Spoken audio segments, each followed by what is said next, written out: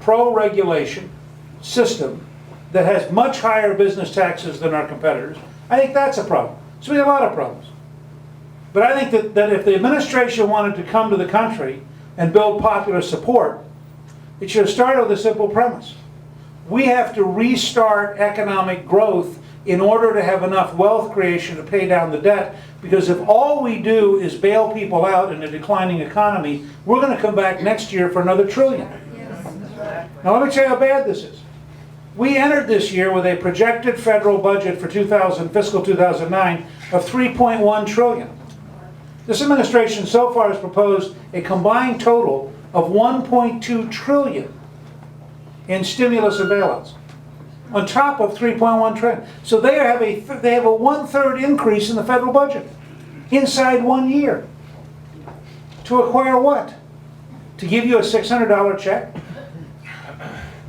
To buy bad paper for housing, which was the summer. Remember, 2 months ago, we were passing a $300 billion housing package, which, by the way, includes $500 million a year for a left-wing organizational group called Acorn, which is now your tax money. The fact that Bush signed this was a sign they have lost any sense of what they're doing.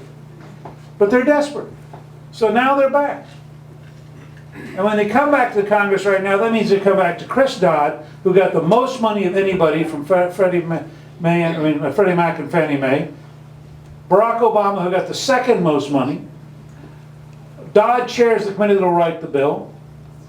And what do you think it's going to look like by the time they're done? I doubt if there will be very many Republicans who could vote for a bill if a bill got to the floor as written by these guys. But you have to start there. So what do?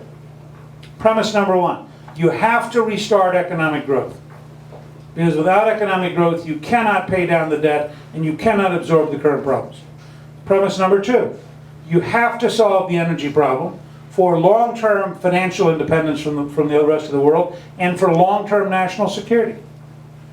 Premise number three, you do not want to bail out, you want to work out. You want to say to those companies that are willing to fix their problems, we'll find a way to deal with the liquidity. It's called a loan. And it ought to bear interest. But we're not going to buy your bad paper. We're not going to manage your bad paper. We're not going to try to invent a firm inside the Treasury Department. We are prepared to give you time to pay this off. Now, what would you do in the short run? The first thing you do, which, by the way, the administration's been adamantly opposed to, is you would eliminate a technical accounting term called mark-to-market. Yes. Mark-to-market is utterly stupid. What it says is, if you sell an asset at a lower price, you mark down that entire class of assets. So when you're in a deflation, you have a permanent downward spiral. And then you got to go get capital to replace the change in the value. We have artificially, by accounting rules, bankrupted probably a third of the companies that have gotten in trouble.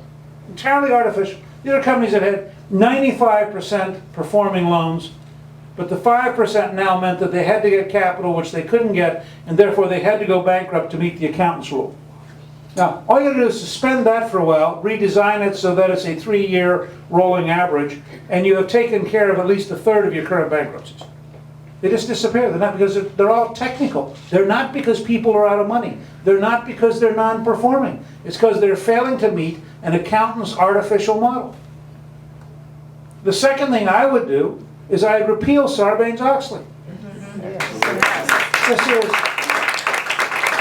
This was the Congress's last panic-stricken approach.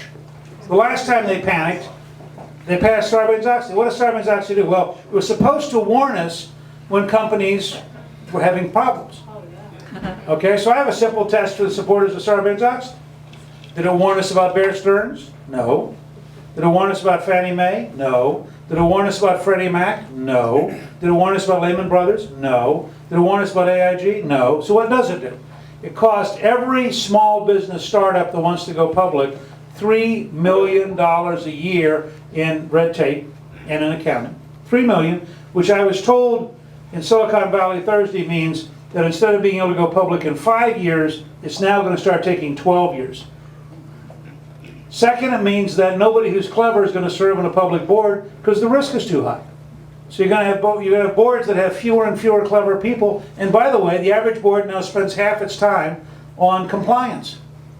So it's not looking at the company, it's looking at the lawyers and the accountants to make sure nobody goes to jail because they failed to describe the thing accurately as it decayed. But they can't afford to manage it because they haven't got time to manage it because they got to meet with the lawyers to make sure they're not going to go to jail. The third thing it's done is it has driven initial public offerings to London. So that if you're, people just won't make the offer in the US anymore. The fourth thing it's done is it started to send public companies private. So you're actually shrinking the number of public companies that Sarbanes actually relates to because people have decided it's better to go private and lose access to public capital than it is to put up with all the problems. So I would repeal that. If you had the combination of ending mark-to-market, suspending it for the moment, and then replacing it, and you repealed Sarbanes-Oxley, you'd be a long way towards people being better off. The third thing I'd do is I'd eliminate the capital gains tax. And frankly, I just describe that as matching Singapore and China. And at zero capital gains, I suspect you'd have so much cash come into the economy that you'd have private money coming in to pick up properties at private risk, and the taxpayer wouldn't be on the line. And the fourth thing I would do is pass a major energy bill that tackled everything in parallel. If we just had the drilling capabilities that we know exist today, the amount of money that would come into the US Treasury over the next 20 years would be something like $2.8 trillion in federal royalties. And if I could move $500 billion a year from offshore back home, the difference that would make in this economy would be, that's $5 trillion over 10 years. Now, my only point is this. I'm hoping that the Republicans in the House and Senate will insist on a package that is economic growth, returning energy home, and allowing people to work out rather than bail out. And that package, I think, you can justify, and that package would offer an awful lot of hope to America. And I think that package will be a terrific thing to go to the country on November. And I think the country's paying attention. This is the most intensely watched election of my lifetime. More people watch the two conventions than watch the Olympics. And I believe that if we came up with a bold and dynamic case, and we were prepared to make the argument, and if any of you want to go to AmericanSolutions.com, we posted a new poll today that we took over the last 5 days. We had Doug Schoen, who was Clinton's pollster in '96, and we had Kellyanne Conway, who did the poll with us. When you look at that poll, you'll be startled. 75% of the country believes lowering the corporate tax rate would increase jobs in the U.S. And I think we can create a lower tax, more jobs, more energy at home, better future for the country, less red tape, more entrepreneurship, and I think we can win a head-up fight with the left, maybe by as much as 60-40 or 65-35. And I think that's what we ought to try to do for the next 6 weeks. I think it's our destiny to say to the country, okay, we got it. We're going to chart a new path. It's going to be a very different path. And if you want to go in this direction, you have a team. If you want to go in the direction of higher taxes, fewer jobs, more debt, more economic decay, you have a team over there too. And let the country choose. So that's a fairly sweeping overview. And I'd be glad for a minute or two to take questions if that's all right, Jim. Yes, ma'am. All right. How do we do it? How do we do what? How do we do? How do we do that? How do we get it to people in Congress and the White House? You encourage your senator to go back and say this is a good idea. Well, our senators are doing it. And then you call your congressman and say it's a good idea. And then you call into Hannity and tell him it's a good idea. And then you call Rush and tell him it's good. I mean, America works. It just takes a lot of talking. Yes, sir. I worry about our presidential candidate. He doesn't seem to want to take these issues up quite as strongly as you do.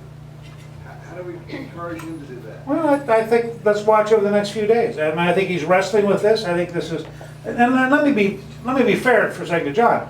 I have been actively working on this problem since last Wednesday, and I've had my own evolution. I mean, I could not have articulated this to you tonight 2 days ago. I mean, this is hard stuff. We've been trying to think through a strategy for the entire country in the middle of this kind of a mess. with all the different dynamics we're dealing with is hard. And I don't have to go campaign. And I don't have to go